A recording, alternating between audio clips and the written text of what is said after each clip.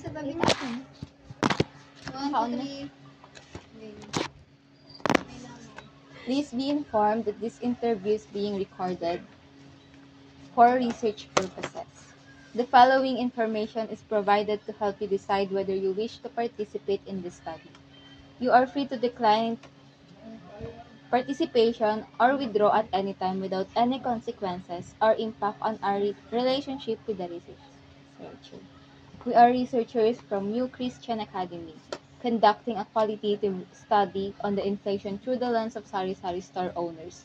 This study aims to explore the lived experiences of sari-sari store owners in San Isidro, Tarlac City, Tarlac. There are no known risks or discomfort associated with this study. The collected data will be analyzed, and no individual participant will be identifiable in the summarized result.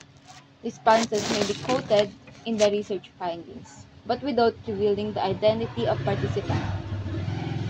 By agreeing to participate, you acknowledge that you understand the purpose of this study and consent to the recording of this interview for research purposes. Uma-agree po ba kayo na mag-participate sa study namin? Sa number 1 po, ano po yung mga karanasan po or experience niyo po sa pagpapatakbo po ng sari-sari store na to sa gitna po ng pagtaas po ng presyo po ng mga paninda niyo po? Mahirap i-maintain yung presyo kasi yung ibang mga customer natin di nakakaintindi. Akala nila yung dating presyo same pa rin. Kapag nagtaas ka ng presyo, marami nagrereklamo. Pero ngayon, kapag unti-unti nilang nalalaman na yung presyo, iba-iba, nakakaintindi naman sila. Pero mahirap mag-explain sa mga bumibili kasi.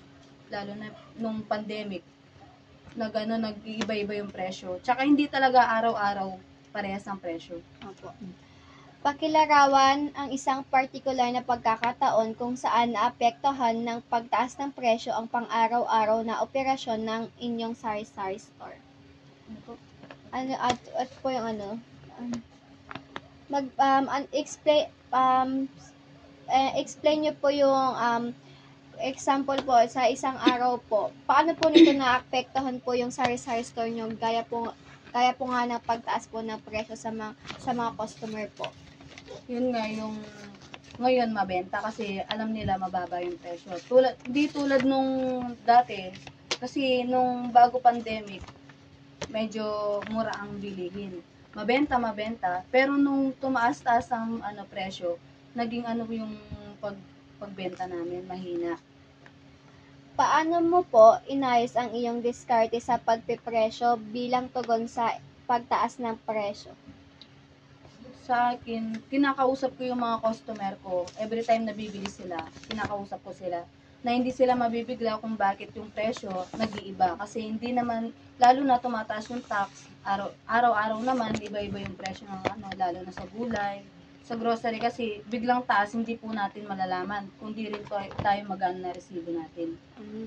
Ano po yung mga ginagawa nyo po or strategy nyo po para ma-maintain nyo po yung presyo ng mga paninda nyo po? Para mabilis mabenta. Kasi kung itataas ko pa sa nakasanayan nila, baka hindi na mabenta. Tataas man pero hindi sobrang taas. Para yung tinda natin hindi rin masira at hindi ma-stock. Nang tumaas po yung mga presyo po ng bilihin, malaki po ba yung epekto nito sa mga customer niyo po? Oo, kasi lalo na nagbabudget sila sa pang araw-araw nila. Kaya malaki ang nila sa mga presyo, lalo na tag-ulan, mahirap ang pera. Kaya malaki din sa kanila. Ano po yung epekto nito sa mga benta? Ano po yung naging epekto nito sa inyong mga benta at katapatan ng customer? Medyo hindi na masyadong nakakaano ng benta, hindi tulad dati na kapag nakabenta ka, makakapamalinggi ka agad. Tapos yung mga customer namin nagtatanong kung bakit ganito yung nangyari. Hindi rin namin agad masasagot kasi hindi naman sa amin nanggagaling eh. Bumibili lang din kami. Parehas lang din namin silang naging customer. Ano po yung mga particular na gastos o gastusin ang tumaas ng malaki para sa iyong sari-sari store, yung mga paninda nyo po? Ano po yung mga pinakamataas po na gastusin nyo? Bigas, asukal, yung kape.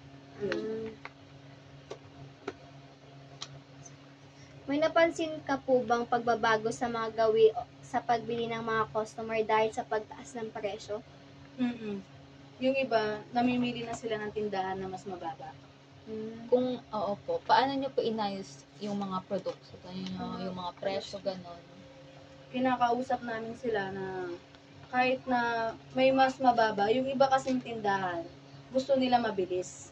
Eh, syempre tayo, kung saan tayo kikita, dun tayo eh. Hindi naman tayo pwede magnegosyo na hindi tayo kikita. Kaya kailangan maintindihan nila yun. Sa number 2 na po tayo. Ano ang nagbibigay inspirasyon sa mga may-ari ng sari-sari store na panatilihin ang kanilang mga negosyo sa kabila po ng pagtaas ng presyo?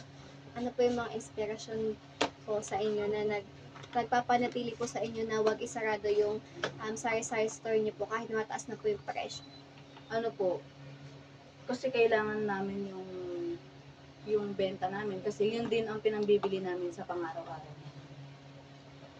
Ano po yung mga personal o pinansyal na layunin na nagbibigay motibasyon sa inyo upang ipagpatuloy ang pagpapatakbo ng iyong sari-sari store sa kabila ng hamon ng pagtaas ng presyo? Motivation, Ano mo yung mga pinansyal po na gastusin niyo po sa bahay?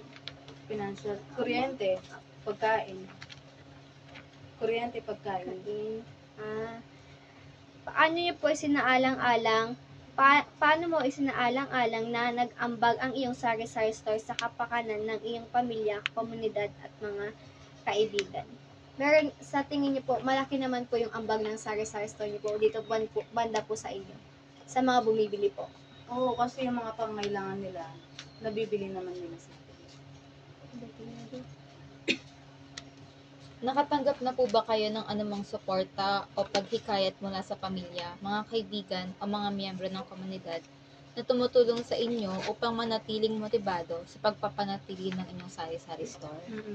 Yung kapatid ko, Ano po yung mga parang sinasabi niya pong mga sa inyo para mapanatili po yung negosyo niyo? sabi niya sa akin, ganyan talaga. Yung pag ninegosyo, hindi araw-araw mabenta. Basta hindi ka lang nasisero sa araw-araw. Okay lang yan. Meron po ba kayong mga layunin na pangmatagal na tulad ng katatagan sa pinansyal na nagbibigay inspirasyon sa inyo upang ipagpatuloy ang pagtatakbo ng yung sari-sari store sa kabila ng pagtaas ng presyo? Yung pangmatagalang pong pinansyal po. Na pinapukunan namin. Katulad po ng kunwari po may pinapaaral po kayo ganun. Opo. Yung pera po kasi ng tindahan, iba po ang pera ng sahod po ng asawa ko. Ang pera ng tindahan, pera lang ng tindahan. Kasi kapag yung pera ng tindahan nawala na, wala ka ng pampupuhunan ulit. Panibagong gastos na naman kasi. Parang cycle lang po. Ipinapaikot lang yung benta. Meron na po ba kayong natanggap na tulong mula sa gobyerno po para po sa pagpapatakbo po ng sari-sari store niyo? Wala po. Wala pa po. Ano po yung mga number 3 na doon. Dito. May access po ba kayo sa government programs or initiative na sumusuporta po sa inyo? Katulad ng loans, ganun. Wala po. Hindi po Wala. kayo nag-loans. Um, Gumagamit po ba kayo ng local networks katulad ng mga social media, ganun, para matulungan din po yung ibang small business owner na maging motibado sa pagpapatakbo ng negosyo nila? Hindi na. Dati, nag-online seller ako. Nagpo-post ako ng mga tinda ko. Ngayon, hindi na. Kasi, nag-iba na nga yung marami na din nagtitinda. kaya mas bumaba po yung kita kasi mas dumadami po yung nagtitinda. Kasi pag nakita nila kasi yung presyo mo sa social media, may mas magbababa pa ng presyo. May natanggap na po ba kayong tulong mula sa mga suppliers, distributors, or other business partner? Wala po. Okay. Batay sa mga natuklasan, anong mga input ang maaring makuha upang matulungan ang mga may-ari ng sari-sari store na umunlad sa gitna ng pagtaas ng presyo? Ano po yung mga tulong po na mabibigay kung mabibigyan po kayo ng pagkakataon na makausap ang gobyerno o humingi ng tulong? Ano po yung mga tulong na gusto niyo pong hingin? Yung ibaba yung presyo ng mga bilihin. Lalo na yung mga importante para sa mga tao. Kasi yung iba hindi naman malaki yung sinasahod nila para makabili ng pangangailangan nila. Nakapunta na po ba kayo, meron na po ba kayo napuntahan na mga programa ng mga gobyerno para po sa mga sari-sari store owners po? Wala pa po. Ano pong papel ang maaaring gampanan ng mga lokal na kooperatiba, asosasyon ng kalakalan o mga organisasyon ng komunidad sa pagbibigay ng sama-samang suporta sa mga may-ari ng sari-sari store, tulad ng pagbili ng maramihan, magkasanib ng pagmamerkado o magkasanib ng logistic? Ibahin mo naman yung tanong mo kahaba. Ano po, kunwari po, tutulong po yung gobyerno. Saan po sila tutulong sa inyo? Saan? Ano po yung maaari nilang itulong sa inyo, ganun? Panibagong punan. Yung, ano po, gusto niyo rin po bang humingi sa may financial po, ganun po? Oo. Kung bibigyan po kayo ng pagkakataon, hihilingin nyo rin po ba yung pagpapabawas ng buwis, ganun? Kasi mas ano po yun, mas maano po sa mga tao yun. Mas makakatulong sa mga tao. Ano pa kasi sabihin? Hindi nakalimutan na. Ano pa kasi dun? Meron pa.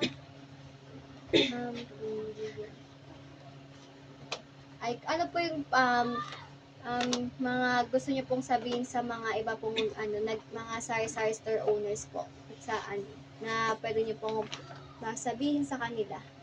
Sa mga katulad ko na nagtitinda, gusto ko lang na ipagpatuloy nila yung pagnenegosyo nila kasi importante ngayon na meron tayong extra income, lalo na hindi naman araw-araw merong trabaho, lalo na yung mga mabababang trabaho. Hindi naman sila araw-araw nakakapagtrabaho, lalo na tag-ulan. Kaya kailangan natin dagdagan ng pagnenegosyo natin para meron din tayong matulong sa pamilya natin. Kung ano po, kunwari lang po, example, andito po yung gobyerno. Ano po yung gusto nyong hilingin sa kanila? About sa tindahan. Opo. Yun nga yung pagbaba ng presyo. Yung pagbaba kasi ng presyo malaking tulong sa mga tao eh. Lalo na hindi naman po lahat sa pera. Gusto niyo rin po bang humingi ng puhunan po para mas lumaki po yung sari-sari store niyo? Oo, kasi isa rin yun para mas makatulong din sa pamilya namin. Thank you po. Okay. Thank you po.